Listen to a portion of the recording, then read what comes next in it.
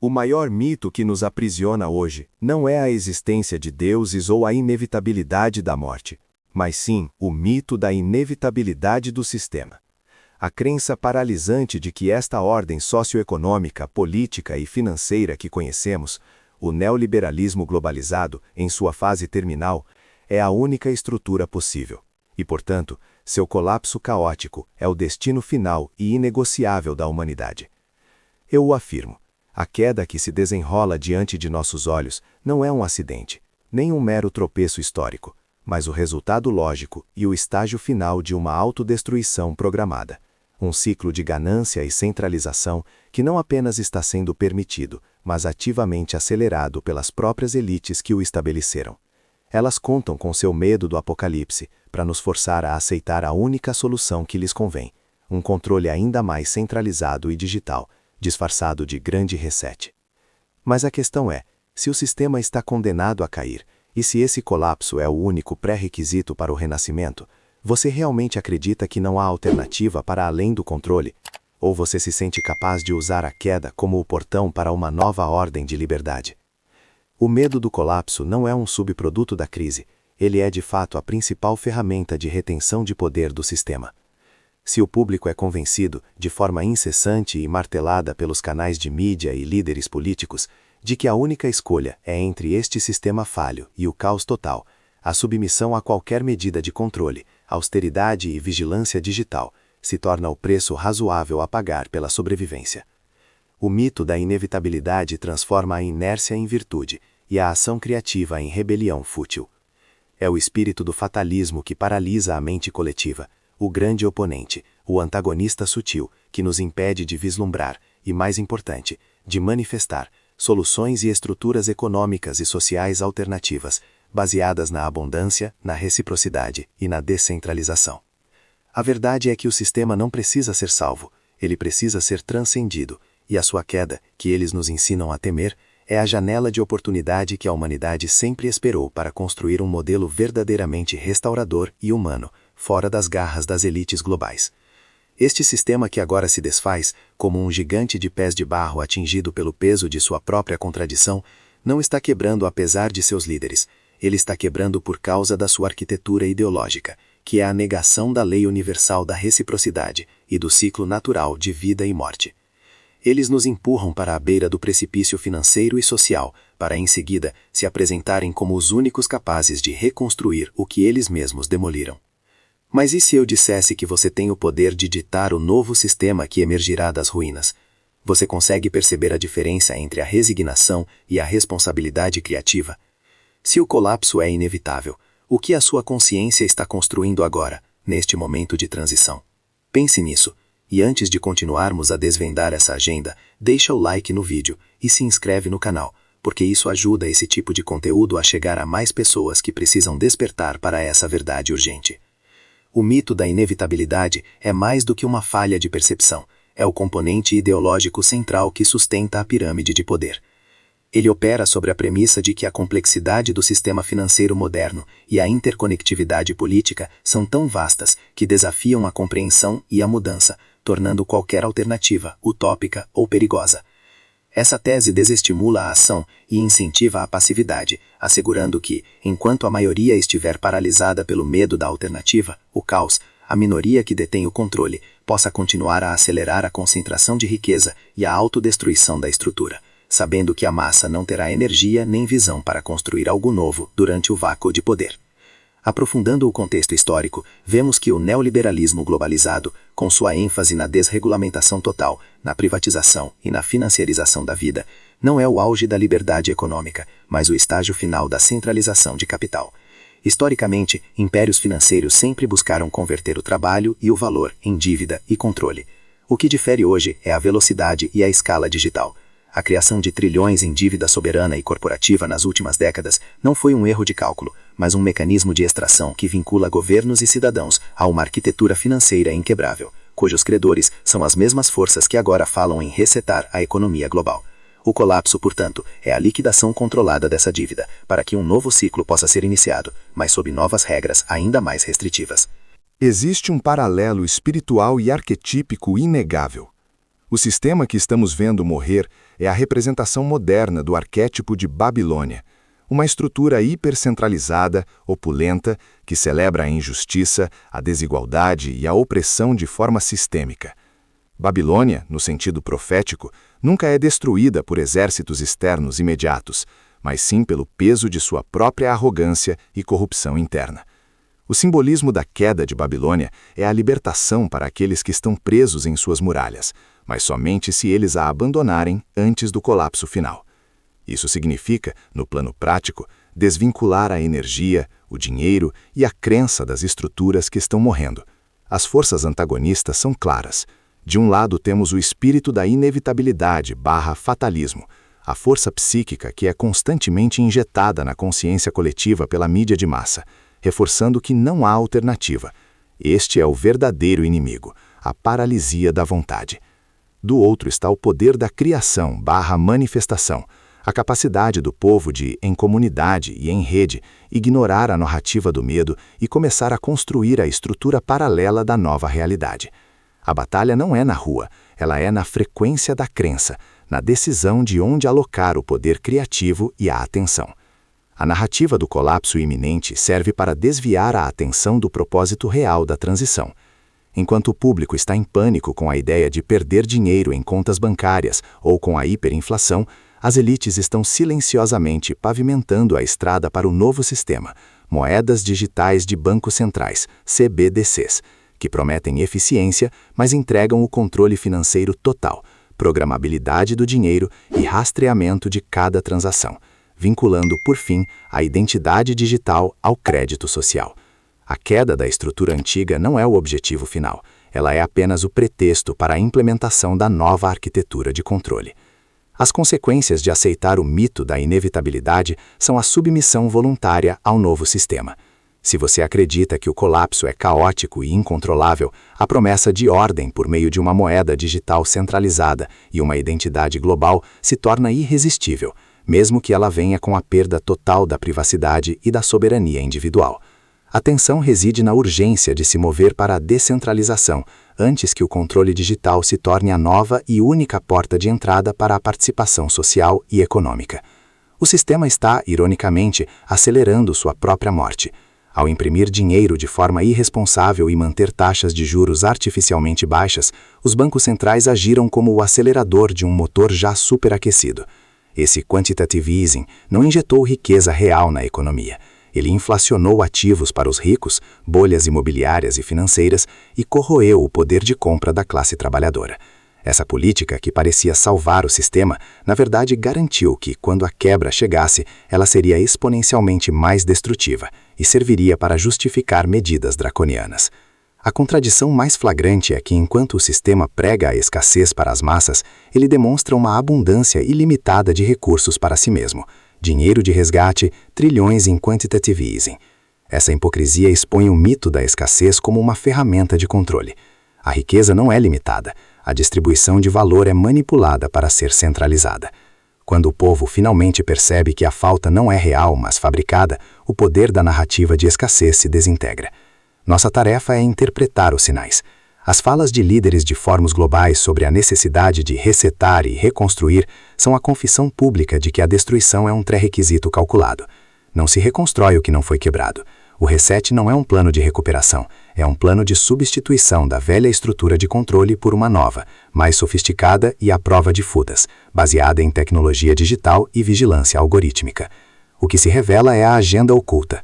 A queda é desejada, pois permite a eliminação total da dívida através da substituição da moeda fiduciária por uma moeda digital programável, limpando o tabuleiro financeiro para os controladores, mas à custa da soberania individual de cada cidadão.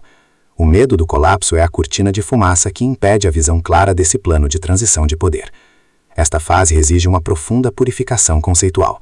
É preciso despir o sistema de toda a sua maquiagem de estabilidade e prosperidade e vê-lo pelo que ele é, o gigante de pés de barro, cuja fragilidade é agora evidente para todos, menos para aqueles que escolhem a negação. A quebra que se anuncia é a da ilusão de infalibilidade do poder centralizado, abrindo a fenda para a entrada de novas estruturas. Segura essa parte, porque o que vem agora muda completamente o entendimento sobre isso, pois vamos direto ao cerne do conflito. O conflito que define este momento não está nas trincheiras geopolíticas, mas na arena da consciência.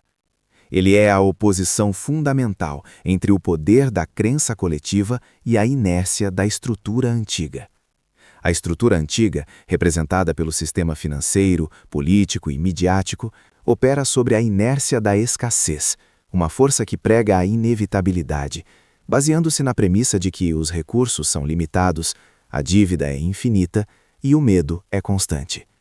O objetivo dessa força é manter o status quo, através do mecanismo de extração de valor e manutenção do controle.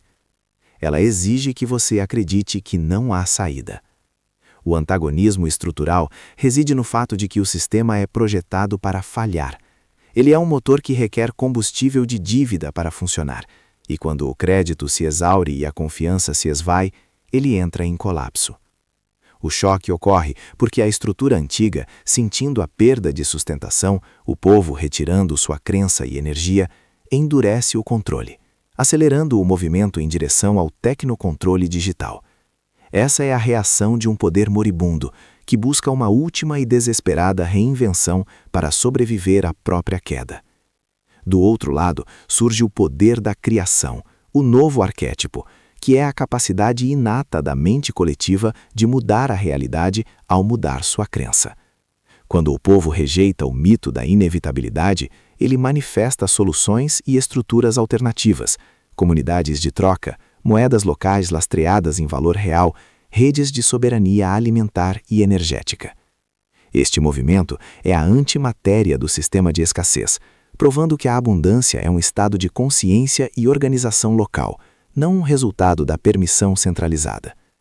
O conflito se torna inevitável porque o sistema de controle não pode tolerar a auto-organização soberana. O poder centralizado depende da dependência.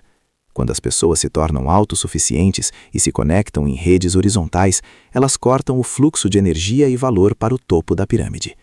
O choque é, portanto, entre o modelo vertical de comando e controle e o modelo horizontal de cocriação e interdependência soberana. Este não é um conflito ideológico superficial, é um choque de arquiteturas sociais. O papel do narrador-profeta, o movimento da verdade, neste conflito é vital.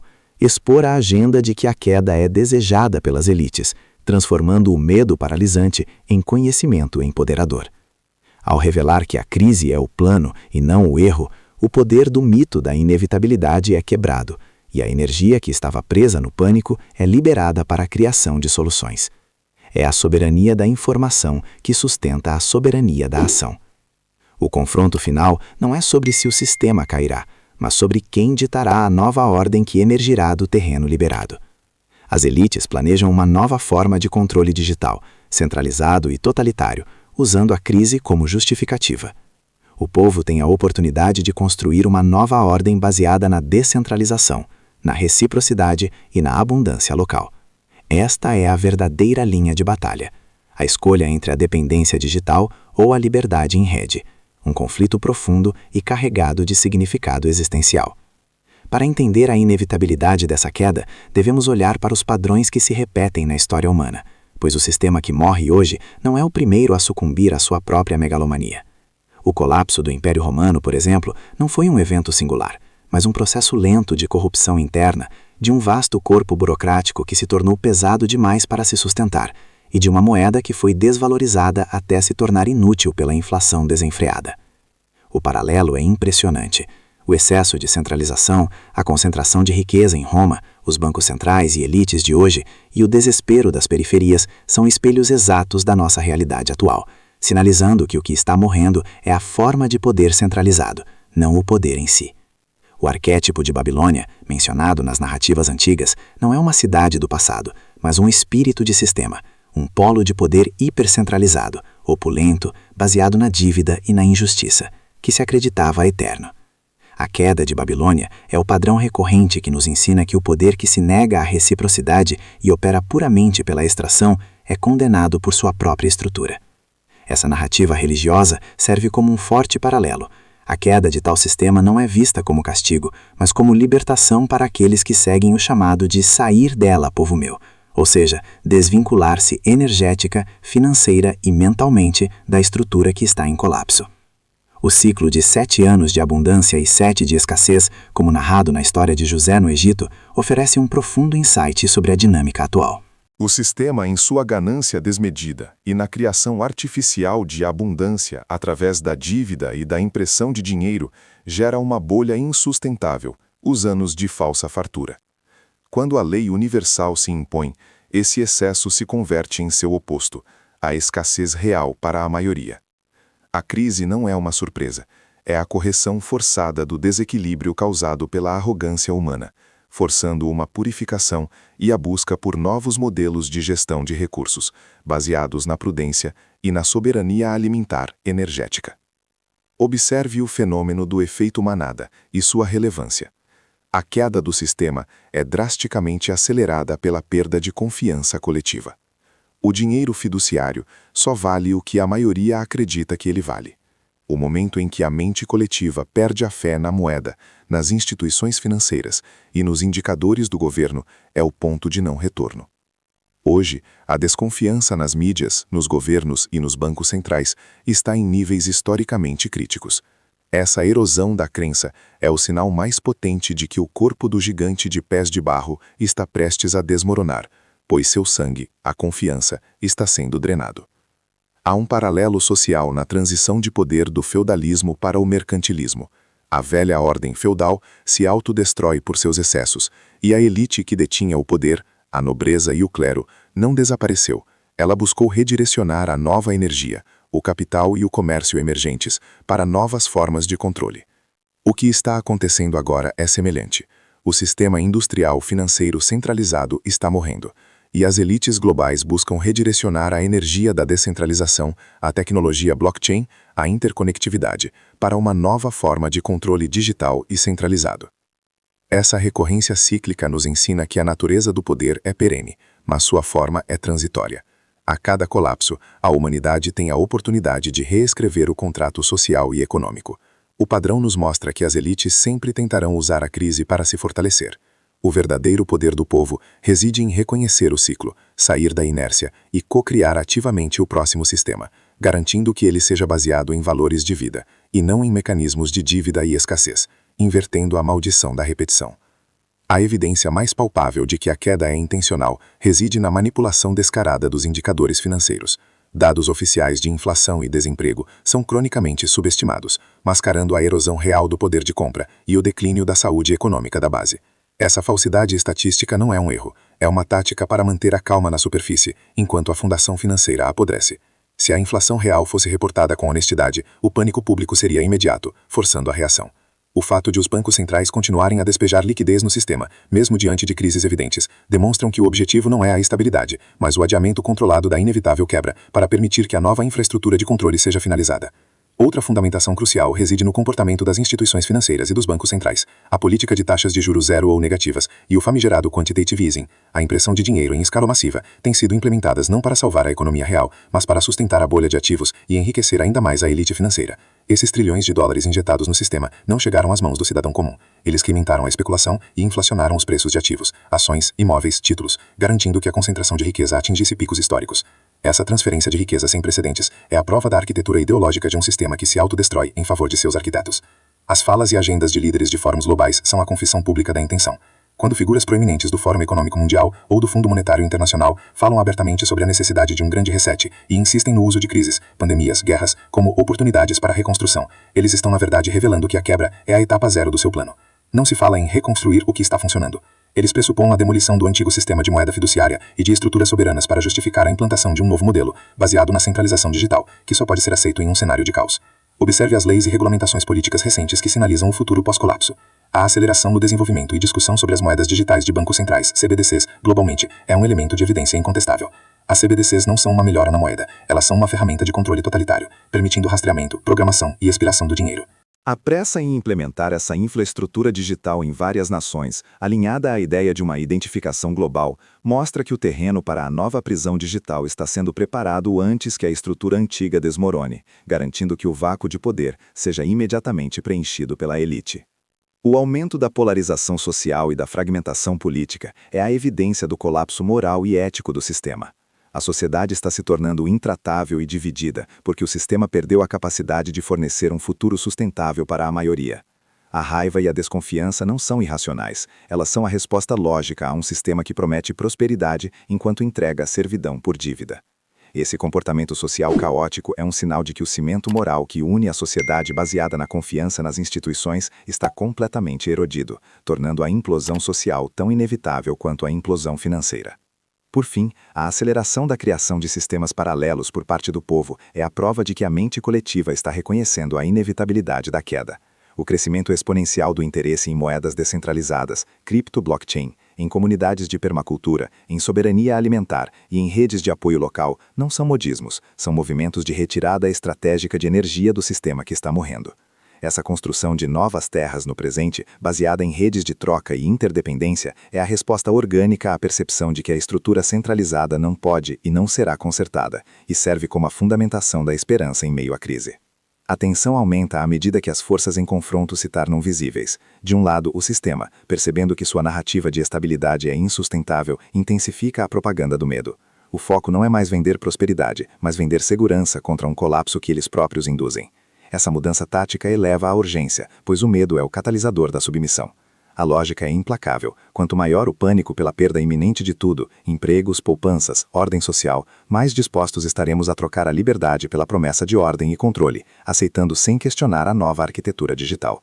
O desenrolar das forças nos mostra a polarização acelerada. As elites se movem para solidificar a transição, preparando a infraestrutura para o reset, CBDCs e identificação digital, enquanto o povo se divide em duas reações extremas: a paralisia do mito da inevitabilidade, aqueles que se entregam ao fatalismo e esperam o salvador centralizado, e a soberania ativa, aqueles que investem energia na construção de redes alternativas e descentralizadas. Essa divisão interna na mente coletiva é o ponto de fricção que define a intensidade dramática do momento. A progressão dramática atinge o ápice quando o sistema começa a atacar as alternativas. À medida que as moedas descentralizadas e as redes locais de autossuficiência ganham tração, a estrutura antiga lança regulamentações restritivas, narrativas de demonização e tentativas de integração forçada. Isso não é um ato de defesa contra um competidor, é um último suspiro de controle sobre a energia que está escapando de seu domínio. A tensão nasce da tentativa desesperada do gigante de pés de barro de esmagar o novo arquétipo da liberdade em rede antes que ele ganhe massa crítica. A lógica da progressão nos leva à conclusão de que o sistema não irá parar de quebrar até que ele quebre de fato. Toda a política econômica atual, a continuidade da impressão de dinheiro, a manutenção das bolhas, não são medidas de conserto, mas de aceleração controlada. Eles precisam que o colapso seja profundo o suficiente para justificar a emergência do grande reset. O espectador deve sentir que a queda não é um evento no futuro distante, mas um processo ativo, cujos estágios finais estamos vivendo agora, com a iminência de uma conclusão forçada. O aspecto emocional é intensificado pelo sentimento de traição. A percepção de que as instituições nas quais depositamos nossa fé, governos, bancos, mídia, não estão trabalhando para preservar a estrutura, mas para gerenciar sua demolição em favor de uma agenda de controle, gera uma profunda inquietação. O espectador sente a urgência de agir porque percebe que o tempo para se preparar para o inevitável não é infinito e que a janela de oportunidade para construir a liberdade está se fechando rapidamente à medida que o controle digital avança. A convergência final de fatores, a dívida insustentável, a inflação real incontrolável e a perda total de confiança sinaliza o ponto de viragem inevitável. A progressão dramática aponta para um momento em que a simples manutenção do status quo se tornará impossível. O sistema terá que escolher entre a hiperinflação total, a desvalorização absoluta da moeda ou o reset forçado, a substituição da moeda fiduciária pela CBDC. Essa escolha, arquitetada pelas elites, é o clímax conceitual que define o destino imediato da humanidade. O ponto de virada conceitual ocorre quando o espectador entende que o mito da inevitabilidade é a maior mentira do sistema e que a queda é a licença para a liberdade. O momento decisivo não está em um evento externo, como o estouro de uma bolha financeira, mas na mudança de percepção da mente coletiva. O colapso não é o fim catastrófico, mas a porta de saída da servidão por dívida. Esta revelação transforma o medo em foco, a paralisia em propósito. A convergência dos fatores atinge o clímax no ponto da escolha ativa. O dilema da humanidade se torna agudo: aceitar a narrativa do medo da queda e, por inércia, entrar no novo sistema de controle global, digital e centralizado que as elites estão preparando, ou usar o tempo da transição para construir ativamente e em comunidade as estruturas paralelas e descentralizadas que garantirão a liberdade e a abundância local. Essa bifurcação é o verdadeiro ponto de virada da história humana neste ciclo. A inevitabilidade da queda atinge seu auge quando se torna claro que o sistema atual não pode ser consertado. Sua arquitetura está irremediavelmente corrompida pela centralização e pela negação da reciprocidade. O clímax conceitual é a percepção de que qualquer energia investida em tentar salvar o gigante de pés de barro é energia roubada da construção da nova realidade. O sistema precisa morrer para que a nova vida possa florescer. Essa é a conclusão inevitável que liberta a consciência da obrigação de sustentar o que está morrendo. A revelação mais profunda é que você é um co-criador ativo. A queda não é algo que acontece a você, é o resultado natural de um ciclo que você pode influenciar ao mudar sua crença e alocação de energia. O sistema só tem poder sobre você se você acreditar em sua inevitabilidade. Ao rejeitar essa crença, você retira o lubrificante, confiança e participação do sistema, acelerando seu fim e, simultaneamente, fortalecendo as estruturas que você está co-criando no presente. O ponto de virada é o momento em que o indivíduo percebe que a sua soberania pessoal é a força mais destrutiva contra a agenda de controle. A recuperação da soberania da consciência, a capacidade de manter a clareza e o poder de criar a realidade desejada, mesmo quando o mundo externo parece desmoronar, é o antídoto final contra o fatalismo. Essa soberania se manifesta na escolha de onde investir seu tempo, dinheiro e atenção, no sistema de escassez ou na rede de abundância. Portanto, a grande virada não é um evento de pânico, mas um insight profundo. A queda do sistema é o seu chamado para a ação criativa. Sua inevitabilidade é a licença para parar de sustentar o que está morrendo e começar a investir toda a sua energia na manifestação do que está nascendo. O colapso é o marco zero que redefine o campo de jogo, tornando a descentralização não mais uma opção ideológica, mas uma necessidade de sobrevivência e liberdade. A principal implicação pessoal para o espectador é que o tempo de esperar que o antigo se conserte acabou. O que esta revelação sobre a queda controlada nos mostra é que a crise não é um erro do sistema, mas o plano do sistema. Continuar a investir esperança, tempo e, crucialmente, energia financeira e mental nas estruturas moribundas é desperdiçar o ativo mais valioso, a sua capacidade de construção no presente. A única consequência significativa é a exigência de uma mudança radical na alocação de recursos pessoais. Em termos sociais, a consequência direta do ponto de virada é a polarização inevitável. De um lado, haverá o aprofundamento do controle digital e a narrativa do salvador global, abraçada por aqueles que abraçam o medo da inevitabilidade e buscam refúgio na ordem centralizada. Do outro, haverá a aceleração da criação de sistemas paralelos de abundância, forjados por aqueles que escolheram a soberania. O significado disso é que as comunidades e redes de apoio locais se tornarão o novo estado de segurança e prosperidade, desvinculadas da moeda centralizada e das instituições falidas. A implicação histórica é que estamos vivendo a passagem da dependência para a interdependência soberana. O sistema moribundo nos ensinou a sermos dependentes, do emprego, do governo, do banco. O novo mundo que emerge da queda exige interdependência, trabalhar em rede, trocar valor em comunidades, mas preservando a soberania individual, financeira, alimentar, energética. A quebra do sistema é o evento que torna essa transição de modelo não apenas ideal, mas compulsória para a sobrevivência e a liberdade. O significado profundo é que o sistema está quebrando porque sua base ideológica, a ilusão de poder material e controle total, é uma negação da lei universal. A queda é, portanto, uma purificação forçada que restaura o equilíbrio. Para o espectador, isso significa que a verdadeira segurança não está no acúmulo de papel-moeda ou em ativos centralizados, mas no conhecimento prático, nas habilidades tangíveis e na força dos laços comunitários. Esses são os ativos que o controle digital não pode confiscar. O que isso exige do público é a retirada de energia e crença do sistema que está morrendo. Isso se traduz em ações práticas. Converter o máximo possível de ativos abstratos em valor real. Terra, sementes, ferramentas, ouro/prata. Educar-se sobre novas tecnologias descentralizadas. E, crucialmente, investir no fortalecimento das redes sociais e de troca em seu bairro e comunidade. O colapso financeiro será, na verdade, um teste de preparação local. Em última análise, a transformação em jogo é a passagem da escravidão econômica para a liberdade de cocriação. O colapso do sistema é a morte do ego coletivo que se achava infalível. Isso abre espaço para a ascensão do indivíduo soberano, aquele que entende que a verdadeira fonte de valor e segurança reside na sua capacidade de criar, trocar e interagir de forma descentralizada. A queda é, portanto, o maior catalisador de autodescoberta e empoderamento deste século. A queda é certa. Essa é a verdade que o sistema tenta esconder sob o véu do mito da inevitabilidade. Mas a certeza do colapso não é um motivo para pânico, é o grito de despertar que você estava esperando. As elites globais estão contando com a sua paralisia, com seu medo do que está por vir, para implementar o controle final, a nova ordem digital, que promete segurança em troca da sua alma e soberania. Não lhes dê essa vitória.